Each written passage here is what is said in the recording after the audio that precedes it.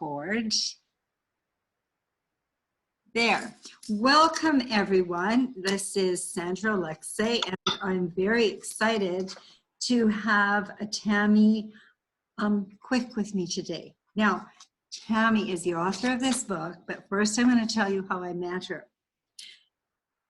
It's always very serendipitous for me. So I was invited to a soul craft fair in St. Albert. And as soon as I walked in, I gravitated towards your booth. Ooh. And there was something about you that was just like, oh my God, like you were so open and inviting. And I just had a sense this woman is really wise and she has something to share, which she does. Okay, she's going to tell you, she's going to introduce herself.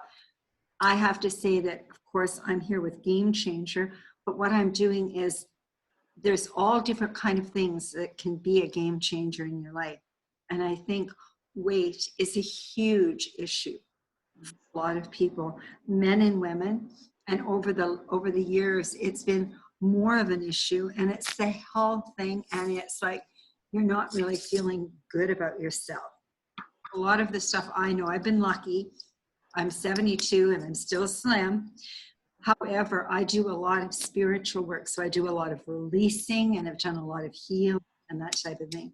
So now, Tammie, I want to invite you to tell them how you got into it, what your background is, and all about the book. And thank you for being here. Well, thank you so much, Sandra. And I've got to say, I felt exactly the same way as you were coming towards my booth that day. So we were meant to meet, obviously. Yes. And you look fantastic. I can't believe that you're 72. You look fantastic. So healthy and vibrant. And yeah, like you said, you're slim. You're doing a lot of the work that needs to be done that many of us need to do, but we're not doing. So thank you for being that person, a model for us. So yes, my name is Tammie. I'm a doctor of homeopathy and heilkunst, working here in St. Albert, Alberta. And I've written my second book. I think you showed it to them, but there it is, called Your Weight is Over. And I wrote it because, well, it was something that I've struggled with on and off in my own life. And as a doctor of heilkunst homeopathy, I realized that there's just this whole other part to weight loss that a lot of us haven't realized, but that you've touched on.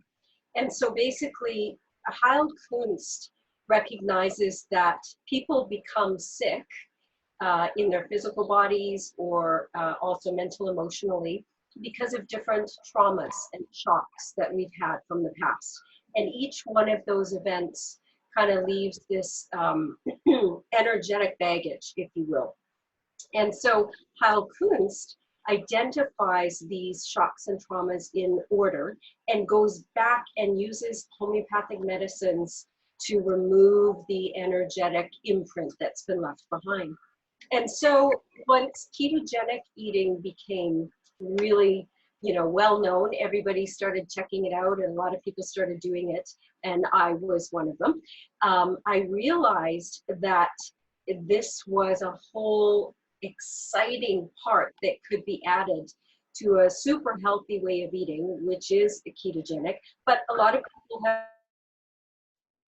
noticed that it works like most diets do until it stops working. And so what do you do when it stops working? So I've designed this book to be an entire plan so that it never stops working. And the big component of it is dealing with the past shocks and traumas that may also be contributing to people's weight. So that can be something like, I think you were mentioning to me, you were talking to somebody today who said they started a new relationship and they've gained 20 pounds since then. So, I mean, there's lots of physical reasons that we could say for that. Maybe they're dining out more, maybe they're drinking a little bit more than usual, maybe she's eating the same way that he does and that's not appropriate for her or whatever.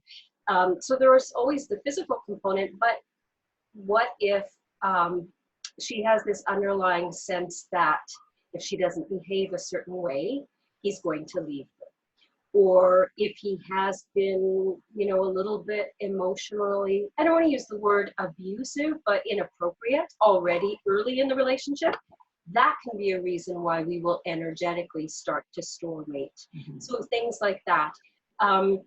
When I look at what we call the timeline of shocks and traumas as relates to people's weight problems, it runs the gamut.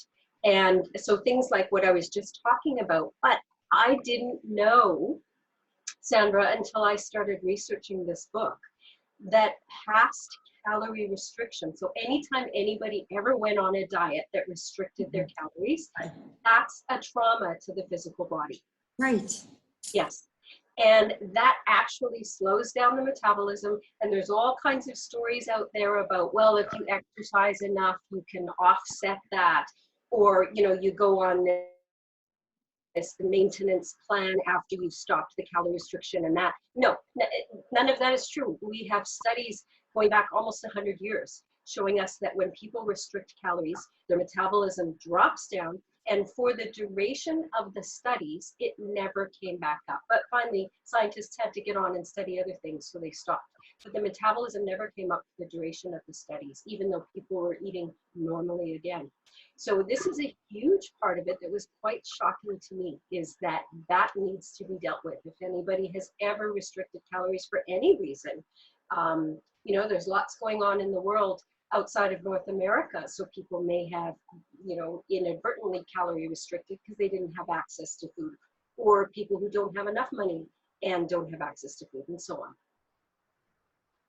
Right. And so how do you work with people, Tammie? So they can purchase your book. First of all, I would say it's at Chapters, is it not? And we'll have the information on the hashtags. So you have like a clinic there. So if I was going to come to you, and I am going to come to you, I had to go out to BC and I had some work to do, but I want to come because I need to experience it. But I've done a lot of homeopathy because I've had a lot of challenges with my health. Near-death experience, that's why it fascinates me so much. And I was so mesmerized by what you had to say. It just made sense, okay?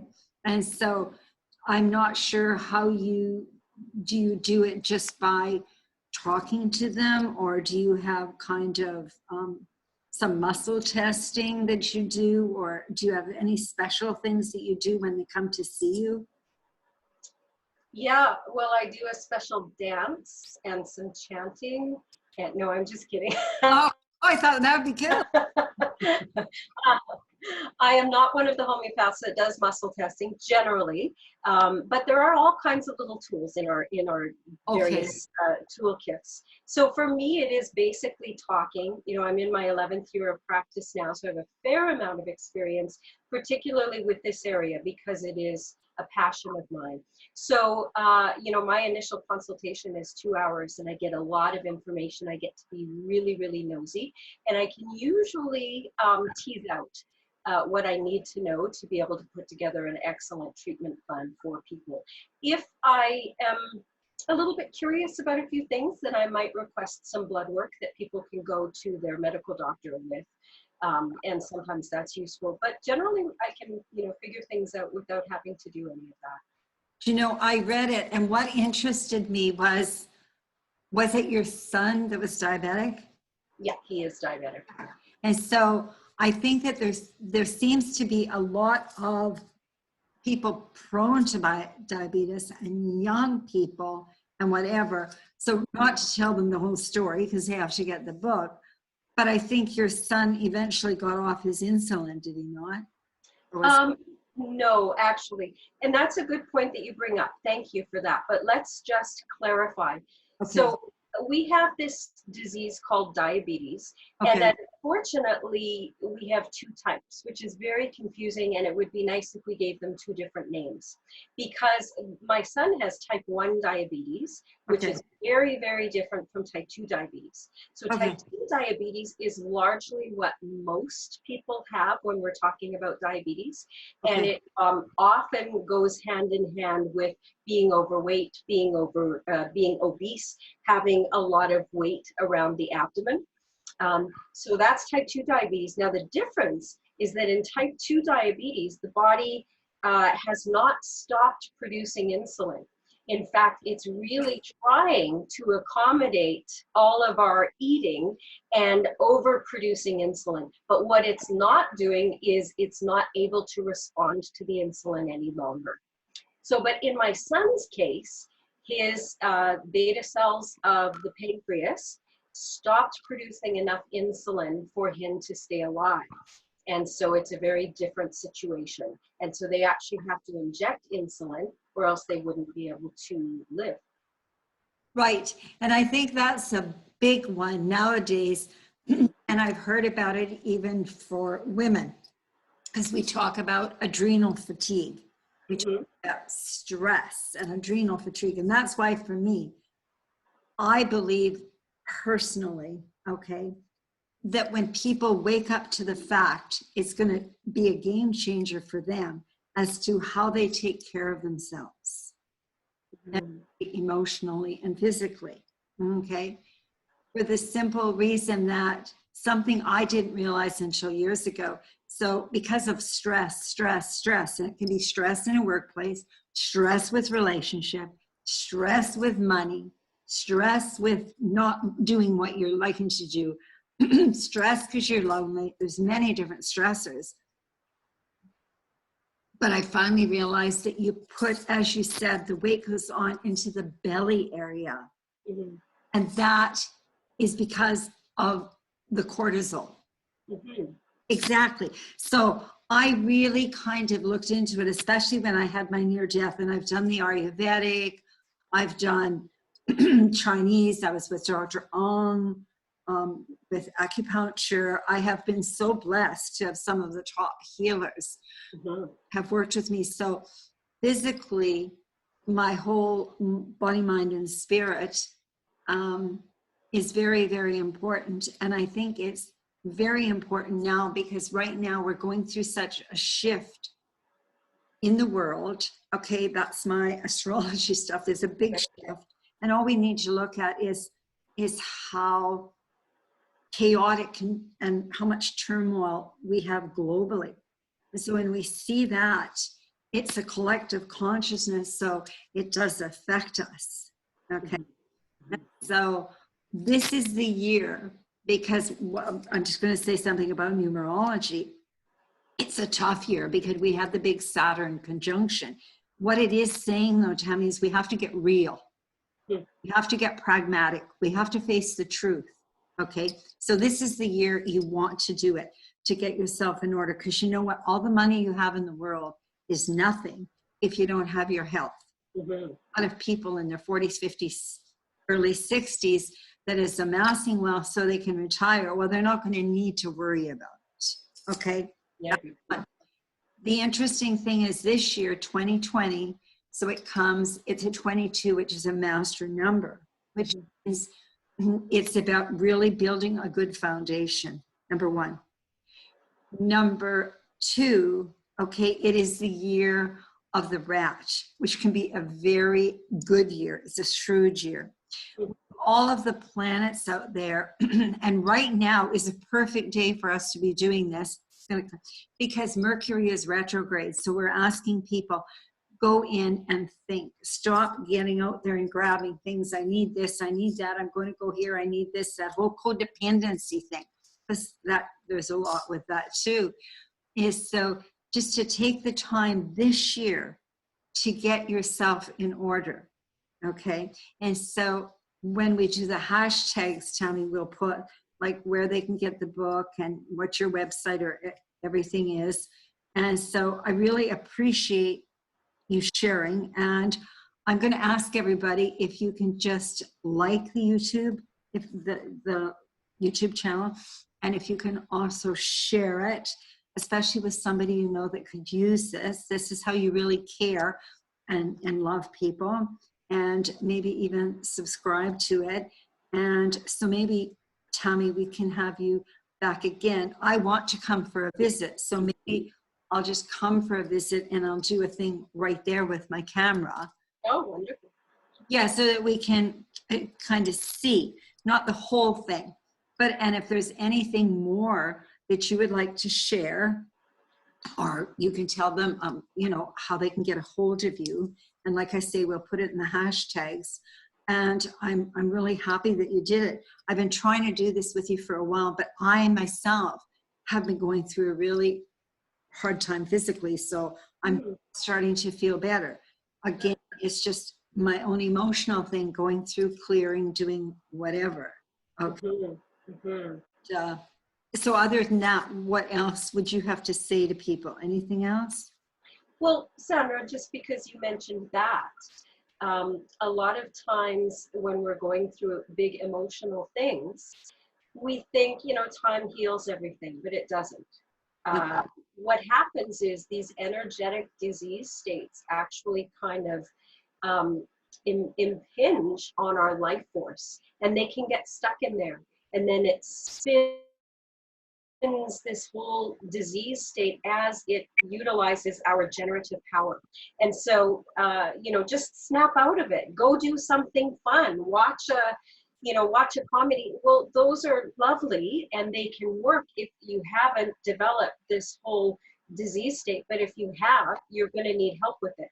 And I haven't found anything as effective as a homeopathic remedy that is targeted for exactly that emotional disease state, to remove that pin so that the life force can be as it's meant to be again.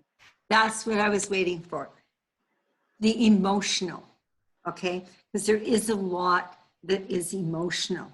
I believe in it. And then I work with astrology, and I also work with the gene keys that also works with the DNA, which is where we have locked in energetically. Yeah. Past life, ancestral life, and this life. So it kind of all goes together. Now, who is this fellow that you trained with, and where is he from? Because I had never heard. The homeopathic ones I had did were more the Bach, and they're more like an energy.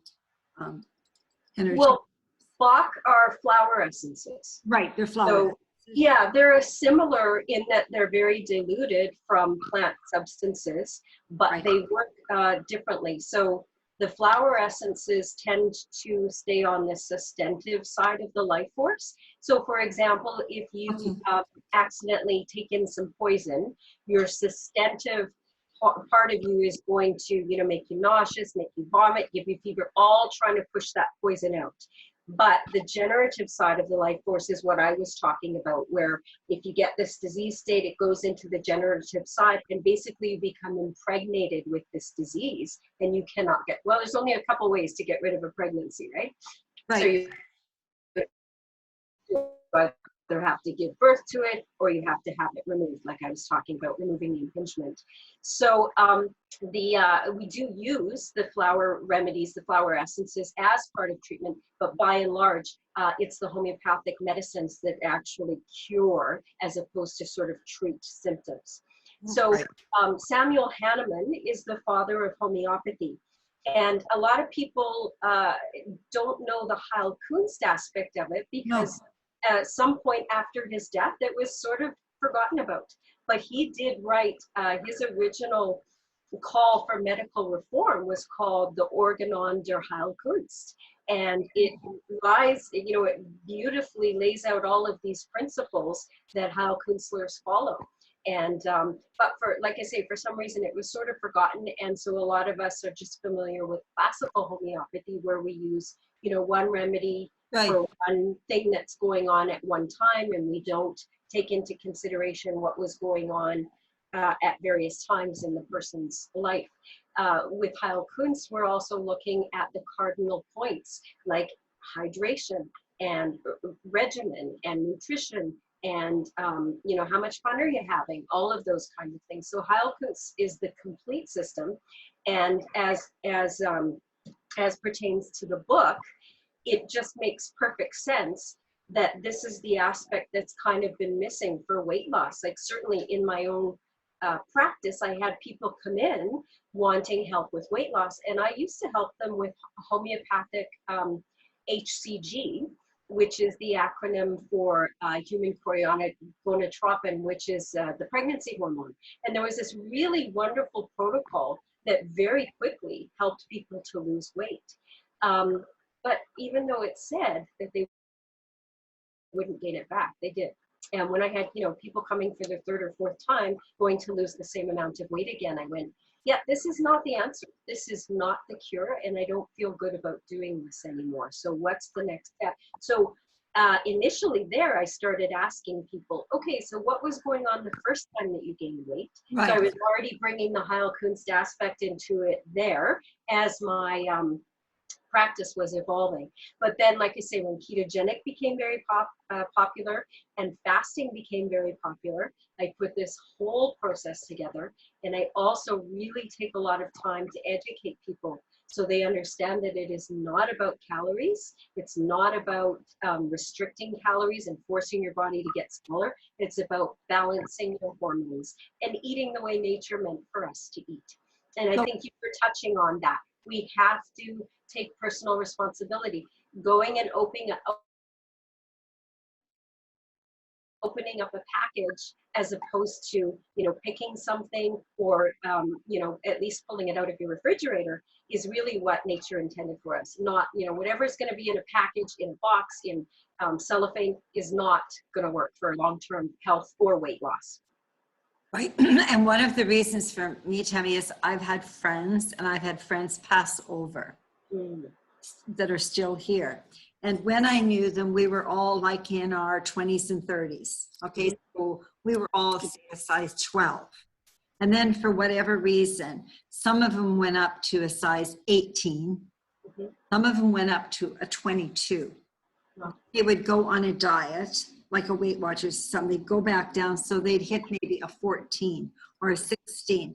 They had a closet with clothes from size 12 in the end to size 22 or 24. Wow. Okay?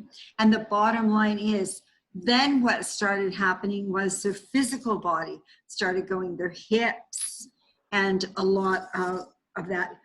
But I think one of the things for me is they didn't feel good about who they were. And so when you don't feel good about who you are, this is all part of the self-discovery process, you don't always make the best choices and decisions in life. Okay, and so you can put yourself in some situations that make that even worse. Yes, and it actually becomes a vicious circle too, because if you're in a space where you're having a difficult time making good choices, and say you're eating a lot of foods that have a lot of high fructose corn syrup, and drinking soda, which has a lot of high fructose corn syrup, that's going to mix your hormones up so much. Your satiety hormones like leptin, but insulin, which is the primary hormone we were talking about with the diabetes, when we mess that up, then there are very real biological drives that happen that it's almost impossible to say no to. Okay, so the next thing, Tammie, is I have a lot of women, I can say young because of my age, so they're in their 40s, 50s, some 60s, but they're all complaining about menopause. Yes, they blame it on menopause, yes. Okay, and the medical system does too, yes. Exactly, and so the interesting thing was I finished mine at the age of 42. I was done, but it's really funny because homeopathic doctors that I knew told me when I was young, just because of my body and everything, I would probably go through it very young. And so, and I don't like prescription drugs and that type of thing. Hey, so I tried the yam, but I was lucky I went through it. So now I see these young women, and this drives me crazy. And anybody watching it, they know me. I tell the truth. If you like it, fine. If you don't, that's fine too. Don't ask me. All I'm here to do is to help everybody. Okay. So I'm seeing these young women that are going through this change of life. They're saying, oh my God, like I'm get so hot and I can't think right and whatever. And I go, and yeah, you're at least 60 pounds overweight. Okay. That's not helping. Okay. So I don't know, Tammie, if maybe somebody that's going through that, I think it's all kind of mixed up like this, is that I think that you could help somebody some of these women that are going through this at the Definitely. same time. Is that true? Yeah. Definitely. And I think it begins with, are you hearing me? Okay. Yeah. I think it begins with what you were talking about before, was recognizing we live in a culture that does not support being a human being. Like, you're not meant to have a body that has needs like sleep and exercise and nutrition and even going to the bathroom when it says it needs to. We're not meant to have these kinds of things. So the stress hormones, are way out of balance. And especially for women, women feel like they need to compete and be men in our, at least in the North American, the Western kind of style. And so by the time they get to the change of life, they're quite burnt out. They, just really haven't been taking care of themselves the way that nature intended. So the other thing is people that are in, what we call the Western countries are very exposed to xenoestrogens. And so what those are is chemicals that mimic and behave like estrogen in the physical body. So those can be in, people who drink water out of plastic bottles. I thought that. Yes. It can be in foods that are packaged in plastic as well. All of the personal care products have a lot of these chemicals in them. What you wash your face with, what you wash your clothes with.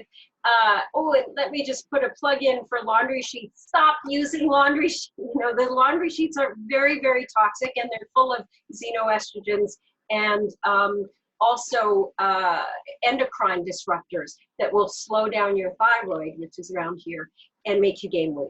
So anyway, that was just a plug for that. So we've got all of that going on. So we've got, women have burnt out by midlife. Their stress hormones are way out of control. They've got xenoestrogen. So what that means generally is they're going to have way too much estrogen, whether it's kind of natural for them or coming from the environment. Now, estrogen and progesterone always need to balance each other out. But as you were talking about, right, you added a little bit of extra natural progesterone. And that's great because it does help to balance things, but we still need to deal with this huge estrogen load. And this is largely why women suffer so much with menopausal type symptoms. It's that they've got way too much estrogen and way too little progesterone. And it's not their natural estrogen, it's the xenoestrogen. So those need to be dealt with. The adrenals will be, once they're not getting hormones from the ovaries, they're going to be getting them from the adrenals. So if the adrenals are burnt out because they've been pushing themselves for so many years, they're not going to get their progesterone from there, right? And then we've got the cortisol hormones that will be completely out of balance. Too much for too long becomes almost none, and then they can barely get out of bed. And so all of this coalesces around this time for women. Right. And the interesting thing I'm thinking about men too, because again, I always take it back to the last book we did was Gamechanger, and it's about relationships and men and women. And what I did notice with my studies and everything, a lot of complaints came, and there was a lot of divorces, say in the 50s. Okay. And what happened was, this is interesting, is that the women now were more free because their kids were on their own and older. The men now were really tired and burnt out, especially those that were building their own companies and everything. So the men just wanted to relax on the weekends, and the women wanted to go out. And that's a huge thing. Even when I did the book signing, I had so many people saying that. But I think men are in the same way, that they work very hard, okay? And they themselves are going to go through a shift, almost like a male menopause. And they do, yeah. But you know what? It's not nearly as largely advertised, if you will. no, Men's shift in hormones really doesn't get every problem that happens to a man doesn't get blamed on that, but it does for women when they get to a certain age. Right? right. And So I'm not saying that men don't work hard. Absolutely they do. But by and large, in the Western countries, the women are working full time. Plus, they are still the cooks primarily. They are still the housekeepers primarily. They are still the nurses and the psychologists in the home and so on, right? Right. So that's what I mean by that. Yeah. But the one thing that we haven't mixed into this whole thing, that where we get this cluster of problems that people notice as weight gain and blame it on menopause, is the insulin resistance. So that's the other thing, is if people have been eating several times a day on their doctor's advice to try and keep their blood sugar balanced, Right. and if they've been eating the standard American diet, that's what they call it, SAD, the SAD, standard American diet, then it's going to be full of lots of sugar and processed food, carbohydrate. All these things will raise the blood glucose several times throughout the day, and so will just eating itself. And so that is the perfect situation for the body to stop responding to insulin, because when we raise the blood glucose, then the insulin comes up to bring it back down again. So if that's happening several times every day, over time, the body just doesn't respond to insulin anymore. So that's another big key part of what gets called menopausal symptoms. But it's insulin resistance. Yeah. Okay, so then it's not bad if I do mouth off, because I just really want to help them, because I know that they don't feel good about themselves, Yeah. and they're trying to what's the word, make excuses, and concerned about their health because they're just 50 now. They have a lot of years left. Mm-hmm. Psychologically, it affects them. Then another big thing is this term called inflammation. Mm-hmm. 3 or 4 years ago, I had gone in and to a homeopathic, and they did all the tests for inflammation. So I was in about 69 at the time, and he was absolutely shocked. I had no inflammation. Good for At you. age, he said, no inflammation, and he said that's a challenge with a lot of people. And I really never understood what he meant by the inflammation. But that's a big thing. I know, I've heard it. Yeah. Well, and so that tells me that you've probably been eating really well for most of your life. Not a lot of sugar, not a lot of high fructose corn syrup, not a lot of drinking alcohol. No. And yeah, and so inflammation is basically where all of the cells in the body are kind of on fire. That's inflammation, right? What causes that? Well, exactly what we've been talking about. So when you're raising your blood glucose several times a day and then putting out insulin to bring it back down, and then over time you're overproducing insulin, this all creates inflammation at the cellular level. And so we know now that the diseases that Westerners die from, so heart disease, cancer, type 2 diabetes, obesity, arthritis, these are all inflammatory illnesses. And so by changing your eating, changing your lifestyle, your inflammatory markers are going to go down, down, down, and with it all your risks for these different kinds of diseases. Right, and so stress would be a part of that too. Okay, so now Tammie, you're not from Canada, are you? Oh, I am. Are you a Canadian? Yeah. Oh, I didn't know. And where did you do your training? Well, so a lot of these programs are available online. Right. When I took mine, the basic study was online, but I had to go and do summer school in Ottawa for each summer. And we have to do so much continuing education at this point too. And then you have to every year kind of keep up with it too. Yeah, exactly. Which is what a lot of areas should do, because things change so much. They're forever changing. Okay, yeah. I think that's good, Tammie. I'm really excited about this. And like I say, I'm going to come over and I would like to do another one. If you think of something else where you want to just kind of hone in on something, and hopefully there will be people that will get a hold of you and ask you questions and that type of thing. But a big one for me was the whole idea of the weight, the whole other idea of blood pressure. High blood pressure was a big thing, which again goes into your diabetes. But these women that are all running around telling me it's their menopause. And I'm saying there is something that they can do for it. Yeah, for sure. Just before we go, Sandra, I'd like to touch on anxiety and depression, because that can be really big during the change, but for so many people struggling with it. And that absolutely relates to what we were just talking about with inflammation. So when you have a brain that's on fire with inflammation, there's only two ways that it can communicate that. So if you have inflammation in your elbow, it has various ways that it can tell you. It can get red, it can get hot, it can get painful, it can get swollen, but your brain doesn't have that. It only has two ways: anxiety and depression. We're not talking about a headache, that's different. But anxiety and depression are largely inflammation of the brain, which is going to start in the gut, which takes us to a whole nother discussion about balancing the microbiome, which is all of these organisms that we share our bodies with. But again, that's another discussion. I just wanted to touch on it. Okay, no, that's interesting. So so that would be enzymes. We can take enzymes for the stomach. Is that something what you try?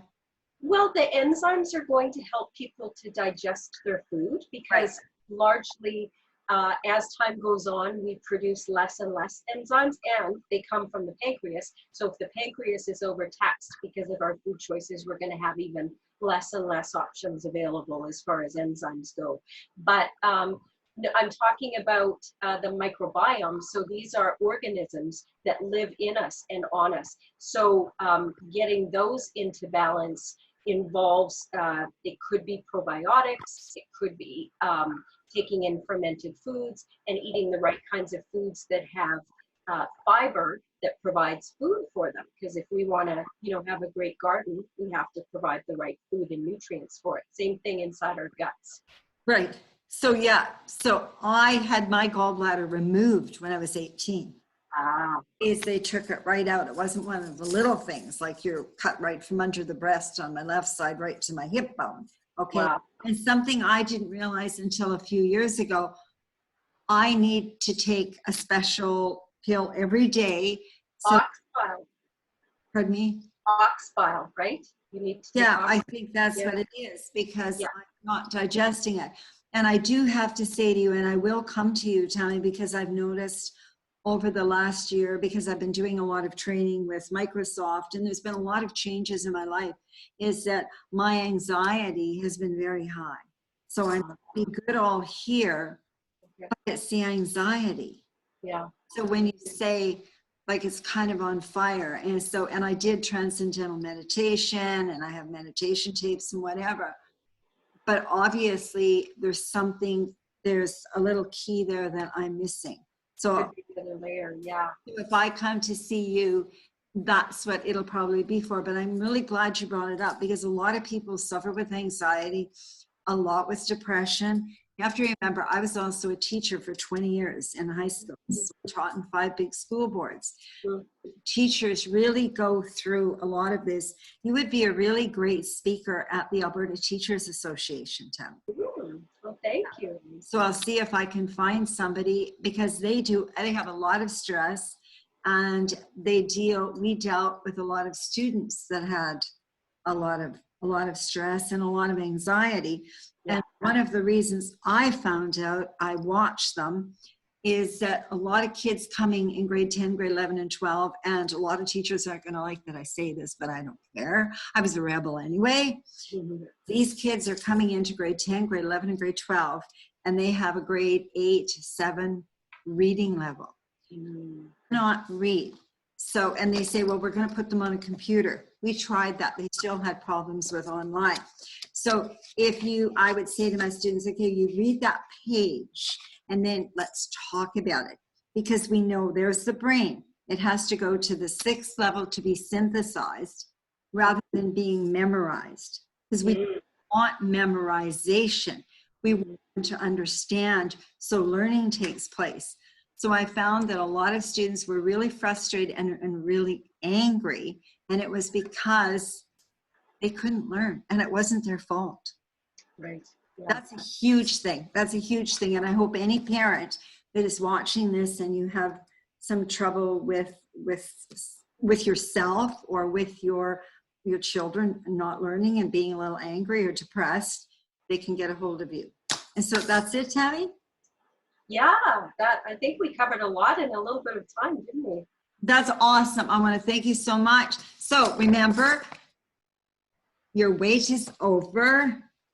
This is at Chapters, is it not? Yeah, quite a few of the Edmonton area chapters do have it. It's And also available on Amazon. On Amazon? Yeah. And we're going to, in the hashtags, we'll put, and then I'll put how they can contact you too, Tammie.